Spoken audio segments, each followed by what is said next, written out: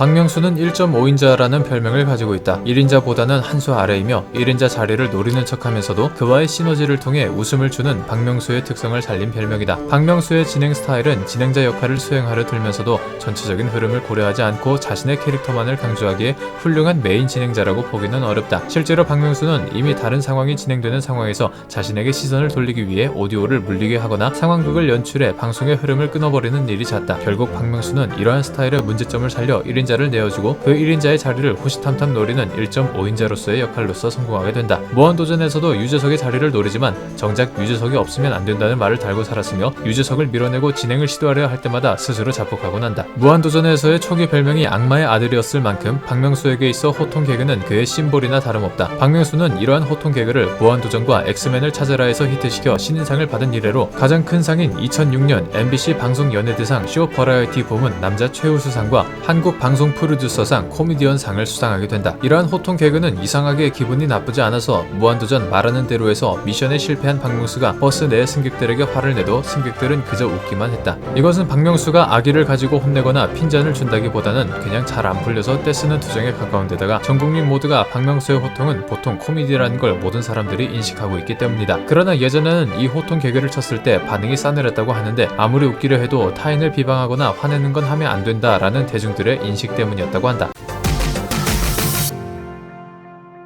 박명수는 어록부자이다. 각종 커뮤니티나 메신저에서 유행하는 짤들의 주인공이 박명수인 경우가 허다하다. 말을 좀 뜬금없게 하는 편인데 이 때문에 뜬금없이 어록이 탄생하는 편이다. 또한 지독한 현실주의자이기 때문에 빠듯한 현실을 가감없이 속물적 관점으로 말하곤 하는데 이러한 가치관이 현대 사회에 대한 풍자적 발언이나 힘든 현실에 대한 자조적이고 속물적인 말들로 나와 현 세대의 마음을 잘 대변해주는 어록이 되곤 한다. 유시민은 이러한 박명수의 어록들에 대해 99%는 맞는 말이라고 생각해요. 사람들이 속으로는 생각하지만 겉으로는 드러내지 않는 우리 삶의 진실이라고 말하기도 했다. 박명수가 남긴 어록들 중 몇 개를 뽑아보자면 다음과 같다. 개천에서 용난 놈 사귀면 개천으로 빨려 들어감. 일찍 일어나는 새가 피곤하다. 효도는 셀프. 동정할 거면 돈으로 줘라. 헌신하면 헌신짝 된다. 박명수를 말할 때 유재석은 빠질 수 없는 인물이며 반대로 유재석을 말할 때에도 박명수는 빠질 수 없는 인물이다. 박명수는 유재석과의 관계를 중요시하는 것으로 보인다. 방송에 간간히 비춰지는 박명수의 인간적인 모습은 모두 유재석과 같이 있을 때, 즉 심적으로 편안해할 때가 대부분이다. 말로는 너만 없으면 내가 1인자였다느니 언젠가 모두가 너의 민낯을 알게 될 거라느니 떠들어대지만 속으로는 한물간 스타였던 자신을 다시 스타로 만들어진 그를 무척이나 아낀다. 예능 프로 해피투게더에서는 1000만원만 빌려달라는 유재석의 말에 너한테는 2억까지 빌려줄 수 있어 라고 화답하기도 했다. 또한 농담이겠지만 방송에서 유재석, 민서엄마, 박명수네 아버지까지 3명이 물에 빠지면 누굴 구할 거냐 라는 질문에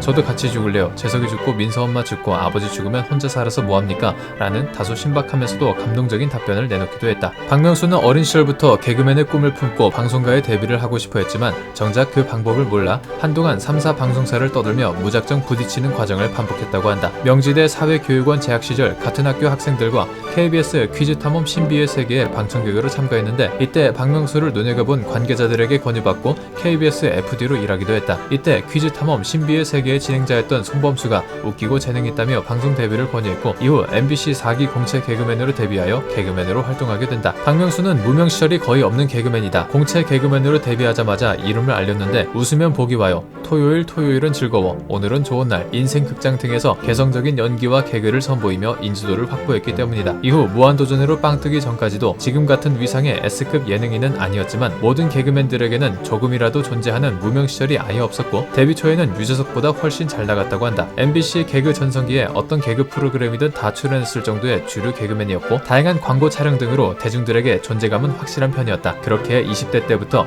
길거리에서 사인 공세에 시달리기도 했다고 한다. 박명수의 어린 시절 하면 어린 시절 공병 줍고 다니고 동급생들에게 놀려 지냈던 쭈구리 시절에 대해 언급되지만 사실 군산에서 살 때는 굉장히 잘 살았다고 한다. 방마다 화장실을 따로 썼고 집안에 유치원에 있는 그런 놀이터가 있었다고 한다. 라디오 방송에서는 학창시절 당시 수백만원 하던 컴퓨터를 아버지가 사주셔서 집에서 프로그램도 직접 짜며 놀았고 PC 통신도 즐겨 했다는 식의 언급이 있었다. 박명수의 어린 시절 시절이 1970년대에서 80년대였다는 것을 생각하면 대단한 집이었다. 아버지께서 중동으로 가 달러를 벌어오시기도 했고 귀국 후에는 운수업과 만화방을 운영한 적도 있다고 한다. 다만 사업이 뒤집어지면서 그 많던 재산을 죄다 날리고 서울로 상경하여 200만원 융자를 받아 좁은 방에서 다시 시작했다고 한다. 박명수는 2008년 4월 39세의 나이에 드디어 결혼했다. 아내는 피부 클리닉을 운영하는 8살 연하의 의사 한수민 씨이다. 박명수는 계속 부모님과 살다가 결혼 후에 분가를 했는데 여의도 MBC 건너편에 있는 서울 아파트에 오랫동안 거주하다가 그 아파트를 부모님께 드리고 분가했다고 한다. 싱글 와이프에서 밝히길 결혼 전까지 장모가 특히 반대가 심했다고 한다. 후일 상견례 자리에서 장모님이 명수의 어머니께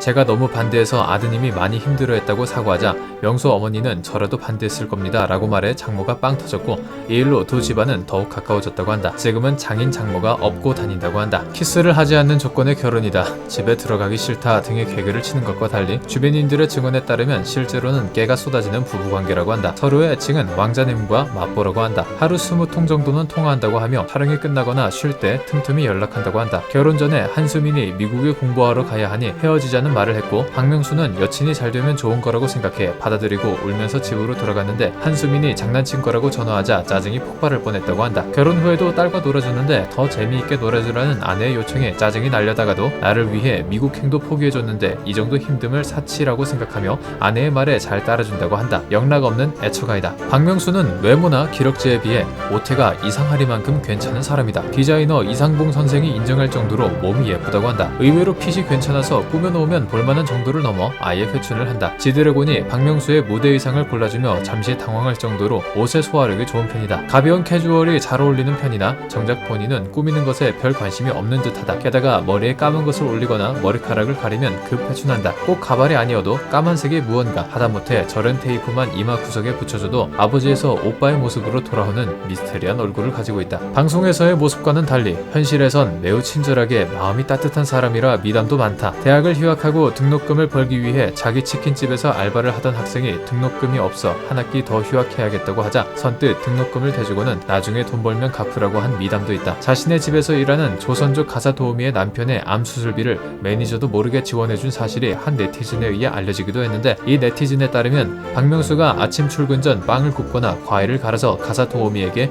오히려 대접을 하기도 했다고 한다. 기부를 많이 하는 연예인으로도 유명한데 2016년 기준 5억 원을 기부했다고 하니 지금은 아마 더 많은 금액을 기부했을 것으로 추정된다. 박명수에게는 좀 어울리지 않는 별명이지만 도로 위의 성자라는 별명도 있다. 2016년 한 호텔에서 박명수의 차를 발레 파킹하던 아르바이트생이 차를 파손하자 그 알바생에게 피해가 갈까봐 자신이 수리비 모두를 부담한 적이 있기 때문이다. 또한 택시기사의 실수로 접촉사고가 나고도 오히려 택시 수리비까지 부담한 일도 있었다. 이렇듯 차에 관한 미담이 많아 생겨난 별명이라고 한다. 그러나 박명수는 늘 방송에서 보는 눈이 많아 이미지 관리하려고 그랬다. 스트레스 풀려면 제 차를 받아라 라며 이러한 미담 또한 개그 소재를 승화시켰다. 사실 박명수는 주변인들, 특히 매니저나 주위 스태프들을 잘 챙기기로 소문난 연예인이다. 백지영의 매니저 최동렬은 박명수는 측근을 엄청나게 많이 챙기기 때문에 매니저들 사이에서는 굉장히 유명하다고 말하기도 했다. 박명수는 저 친구들이 남을 위해서 일을 해주는데 내가 그 친구들에게 함부로 하거나 그럴 수는 없어요 라고 말했고 웬만한 실수에는 화도 내지 않는다고 한다. 매니저나 코디가 10수년째 같이 하는 이유가 있는 것이다. 코디와 매니저 같은 주변인에게 생일 선물로 고가의 맥북 에어 등을 사주기도 하며 자신과 오랫동안 일한 한경호 전무에게는 고깃집을 차려주기도 했다. 무한도전 추격전 중에 패스트푸드점에 들러 스태프들 간식을 챙기거나 선택 2014 특집 때는 카메라 2대를 끄고 스태프들에게 치킨을 사준 적도 있다. 때문에 무한도전 스태프들이 어떤 주제로 멤버들을 평가할 때 의외로 좋은 평가를 가장 많이 받는 인물 1위이기도 하다. 박명수는 데뷔 직후 늘 중상위권에 머물러 있었고 지금까지 한 번도 나락으로 떨어진 적이 없는 개그맨이었습니다. 심지어 무한도전 출연 이후에는 우리나라에서 손꼽히는 개그맨이자 진행자가 되었죠. 그는 공채 데뷔 이후 언제나 2개 이상의 프로그램에 고정 출연을 했고 대스타급의 개그맨은 아니었을지언정 적어도 모든 국민들에게 박명수 이름 석 글자를 알리는 데는 아주 성공했습니다. 2021년 데뷔 30년차가 된 박명수. 30년차 동안 자신의 이름이 잊혀지지 않게 꾸준히 그리고 열심히 해온 그의 성실함과 노력에 박수를 보내고 싶습니다. 오늘 영상 여기서 마치도록 하겠습니다. 시청해주셔서 감사합니다. 영상이 별로였으면 싫어요와 구독을 눌러주세요. 영상이 재밌으셨다면 좋아요와 구독을 눌러주세요.